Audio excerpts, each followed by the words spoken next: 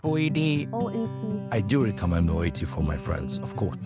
OET test. The OET is basically the first stepping stone, yeah. Occupational English Test, aka OET, is not your typical English test. It is developed specifically for the healthcare professionals who are migrating to an English-speaking country and want to continue their practice once they're there. All the information given in this video has been referred from the official OET website, OET.com. Here's what one of the participants had to say about the OET. The staff was very helpful. I do recommend OET for my friends, of course. Language skill is a key for your visa. And second, if you have it, it will open the doors for better, successful learning in future. And you can hit 10 birds with a single stone in this way. Good luck. This video is specifically for you, the healthcare professional who wants to pass their OET. In this video, we will cover a quick background of OET, about the test itself, a method for you to score, and a solution to any fraudulent activity related to this test. So take out your notebook and pen and let's begin. Cambridge Assessment English is a British firm focused on bringing research, teaching, learning, and assessments together. And Box Hill Institute is Australia's leading vocational and higher education providers that emphasizes on practical, personal, and flexible learning. In the late 1980s, these two firms collaborated together to form the Cambridge Box Hill Language Assessment Trust, or CBLA for short. This trust worked under the contract with the Australian federal government to develop OET. Professor Tim McNamara, working at the University of Melbourne, was the one who designed this test.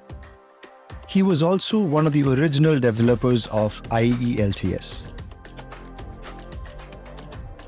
OET boasts over 3 decades of research backed by the Language Testing Research Centre, or LTRC, at the University of Melbourne, Australia, and currently assesses the language capabilities of the following 12 healthcare professionals, namely dentistry, dietetics, medicine, occupational therapy, optometry, pharmacy, podiatry, radiography, speech pathology, nursing, physiotherapy, and veterinary science. Most of the candidates who write OET are from the nursing or medicine background. This test is currently accepted for visa applications to the UK, Ireland, Australia, New Zealand, the United States, and recognized by healthcare councils even in Dubai and Singapore. You can find an updated list of countries and healthcare councils that accepts OET score in the official OET website. Hence, if you want to migrate to these countries and practice any of these healthcare professions there, this test is for you. If you're writing this test, you will also need 587 Australian dollars, which is around 33,026 rupees in Indian currency to book this test. This is the amount required at the time of making this video, but things may change. So use the official website OET.com to book your tests. The more information you have about something, the better prepared you are for it. But this information has to be accurate and legitimate. Otherwise, all your hard work and effort goes down the drain. Most people don't want to go through the website and read or research. It's easier to just watch videos and get lost in it. A website is like a digital home. It is supposed to contain all information about the thing being represented. Hence, a product's or a service's official website is the best source of accurate and legitimate information about it. At least we can hold the necessary people responsible for any inaccuracy in their website. So, in our journey, we are looking for answers to questions like where and how to write OET, how much time it takes, what does each section of the test look like, and how it is scored. The OET takes 2 hours and 45 minutes to complete. It has 160 test venues across the globe, and at the time of booking the test, the candidate has the option to choose between a paper-based or a computer-based test near their location. A special provision of completing it at home is also possible only in certain countries. You can filter that option at the time of booking the test. All such at-home attempts are monitored by a remote proctor. For people taking OET at home, there are system requirements to be fulfilled before the test can begin. You can find more information in the at-home user guide from the official website. The subtests. There are 4 language assessments: listening, reading, writing, and speaking. The writing and speaking test questions will change based on your profession, but the other 2 won't. For example, if there are candidates from all 12 professions attempting the test today, all of them will have the same questions for listening and reading tests, but their writing and speaking tasks will differ. Listening. In the listening section, the candidate has to listen to audio recordings in order to answer 42 questions within 40 minutes. This section assesses the candidate's ability to understand the meaning of a range of healthcare-related recordings. You will be given specific time to go through the questions before the audio begins. These 42 questions are divided unequally into 3 parts: Part A, B, and C. Part A will have note completion questions, and the other 2 parts will have MCQ or multiple choice questions with 3 options for you to choose from. Listening Part A. Part A has 2 recordings.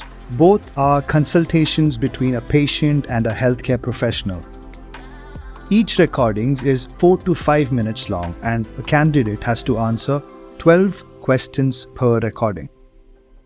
These questions simulate that particular healthcare professional's consultation notes. That's why the questions are called note completion. The candidate is expected to answer the blanks using the same word or short phrase as given in the audio recording. Part B of listening. Part B has a total of 6 recordings, each 1 minute long. Here, the candidate has to answer 6 multiple choice questions, 1 question per recording. These recordings involve 2 speakers in a workplace interaction. For example, the recording could be about a handover, a staff briefing, or a discussion between colleagues. Part C of listening. Part C has 2 recordings, each 4 to 5 minutes long. Both are audios from a professional development context. For example, workplace presentations, personal accounts of case studies or research presentations, trials, etc. As a candidate, you have to answer 6 MCQs per audio for a total of 12 such questions.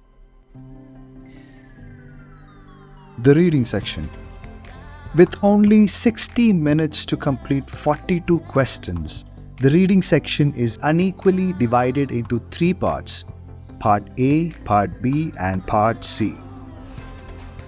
OET refers to Part A questions as expeditious tasks, which according to the online Cambridge Dictionary is a formal synonym for quick.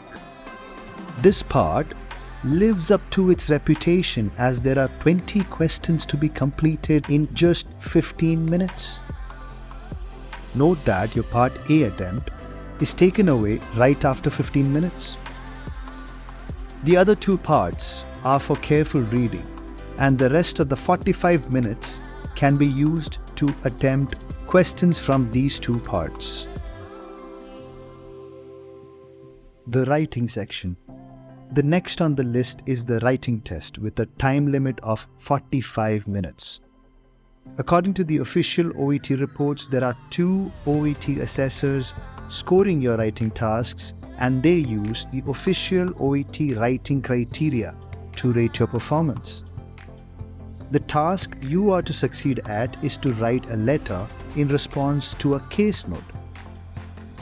OET recommends that you spend the first 5 minutes of your test reading the notes and preparing to write the letter.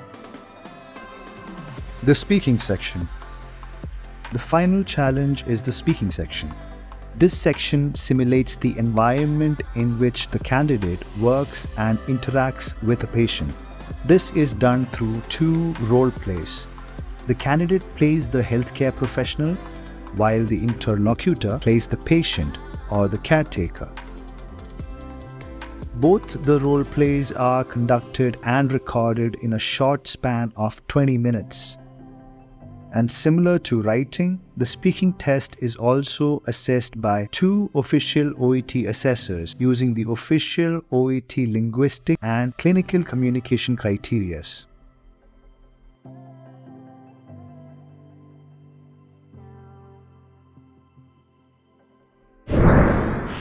That brings us to the end of the assessments. Because algorithms and AIs won't reward the hard work behind presenting such videos, consider liking, sharing, and subscribing to this channel. It also helps us keep creating such content. Scoring your listening and reading tests. In OET, the reading and listening sections have 42 questions with 1 mark each. It is a pass if the candidate gets a grade B. The website mentions that for a grade B, the candidate needs at least 30 right answers.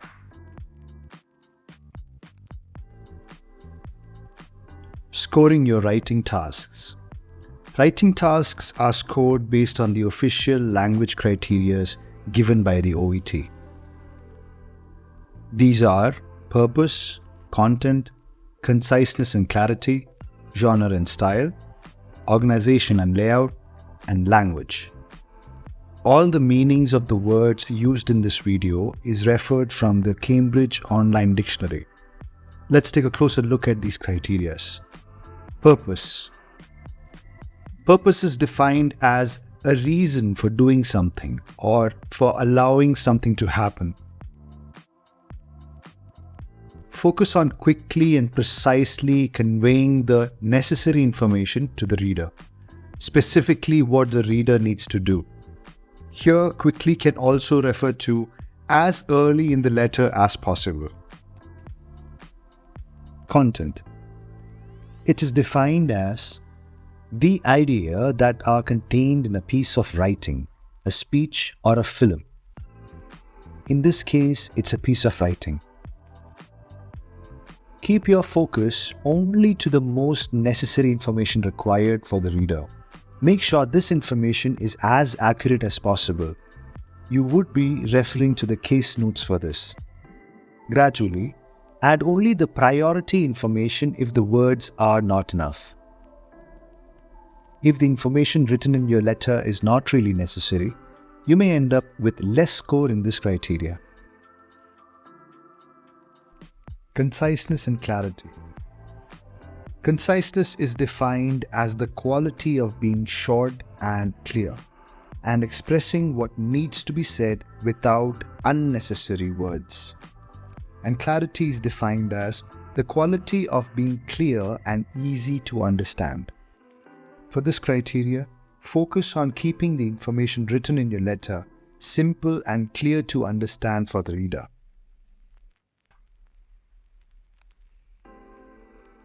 Genre and style. Genre is defined as produced according to a particular model or style. And style is defined as a way of doing something, especially one that is typical of a person, group of people, place, or period. In this case, this would be a group of people associated with healthcare professionals. If you can figure out how the letters are written in a healthcare setting and are able to produce it in a manner or style appropriate for the reader, then you should have no problem with this criteria.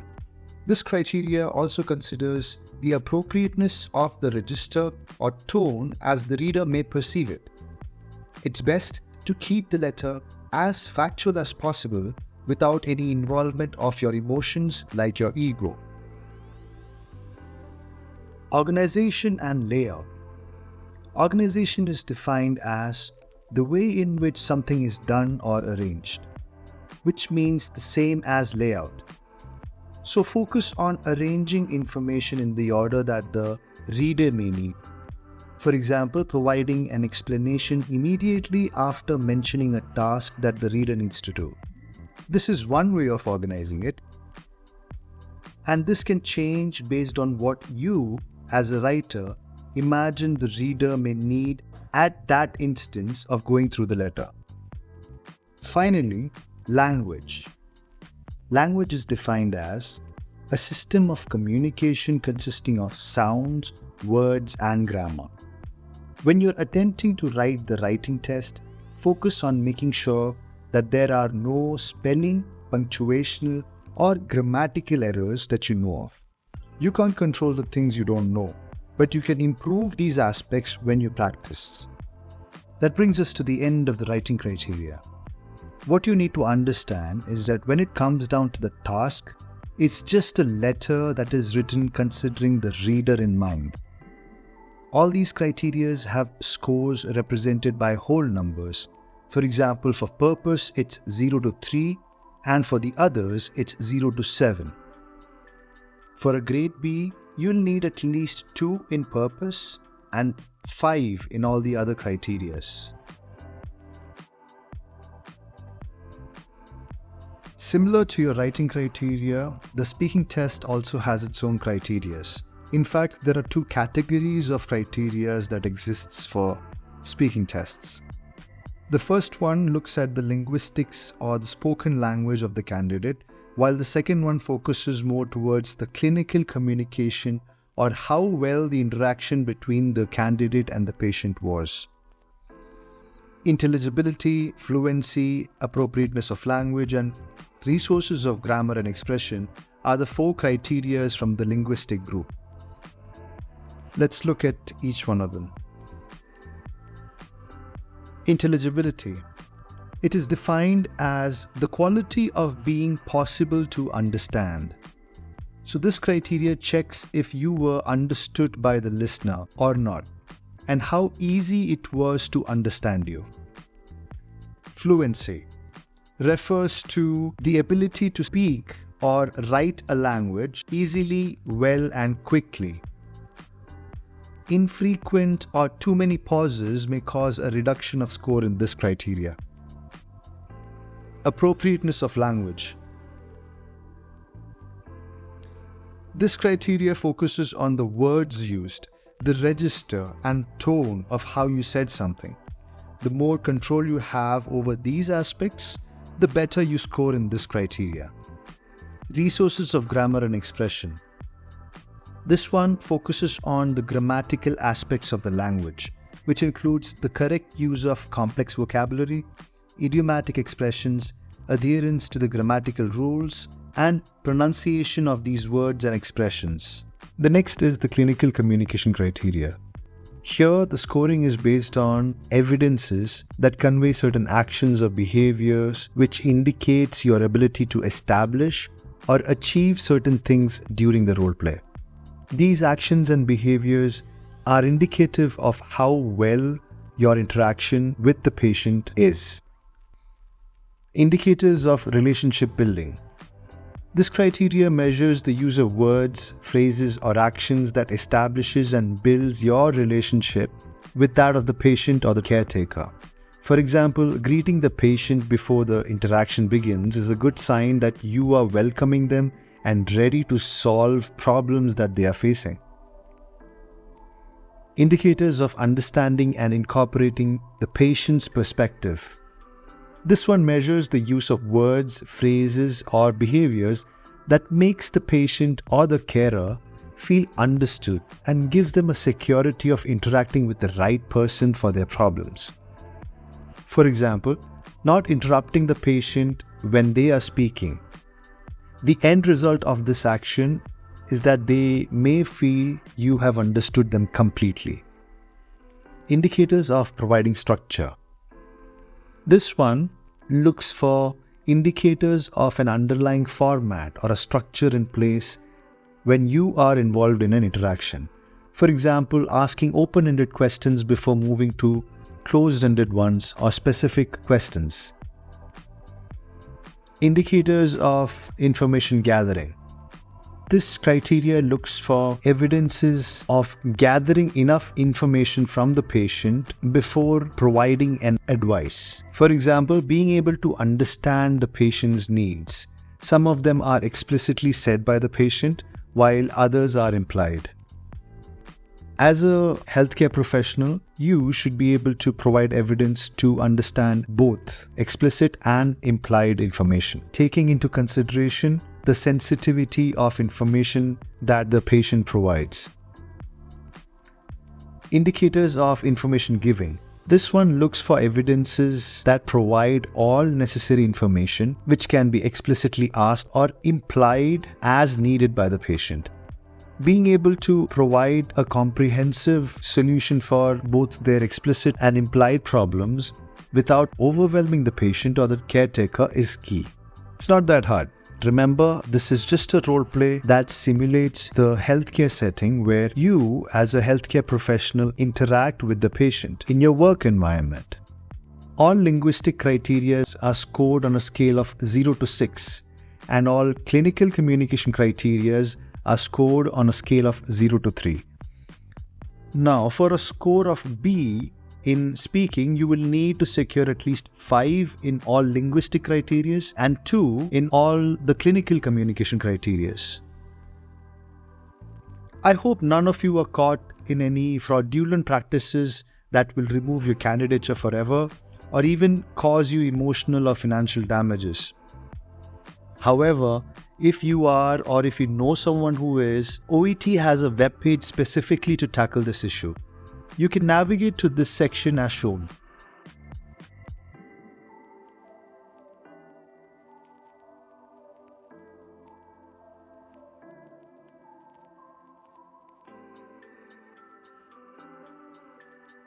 Continuous learning is the minimum requirement for success in any field. Brian Tracy. Your journey towards OET success has just begun. Continue on this path with us at DFYNE.org. Thank you for being with me on this journey to uncover OET. This lesson is brought to you by DFYNE, an online learning platform where we develop courses scientifically using evidences to help students become better at their skills and achieve their goals. If you would like us to continue what we do here, please like our videos, share them to those who need it the most, and subscribe to this channel. Definitely do let us know what you liked or disliked about this video in the comment section or through our website DFYNE.org. Until next time, take care.